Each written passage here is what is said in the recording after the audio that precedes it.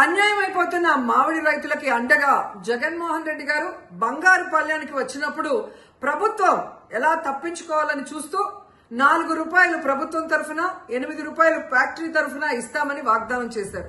కానీ 4-5 నెలలుగా అది ఇవ్వకుండా ఎలా మోసం చేశారో మీ అందరూ కూడా చూశారు.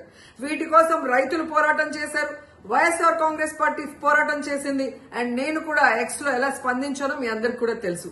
ఈ రోజైతే ప్రభుత్వం తన తరఫున ఇవ్వాల్సిన తన వాటాగా ₹4 లెక్కన 40,795 మంది రైతులకి 46,000 మెట్రిక్ టన్నుల తోతాపురి మామిడికాయలకి మరి ఈరోజు 185 కోట్లు వేసింది. ఇది రైతుల విజయం, వైఎస్ఆర్సీపీ విజయం.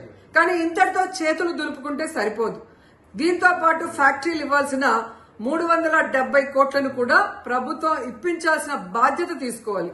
ఎందుకంటే ఆ రోజు ప్రభుత్వం చెప్పింది కాబట్టే రైతులు ధైర్యంగా ఫ్యాక్టరీలకి తోతాపురి మామిడికాయలు తోలటం జరిగింది.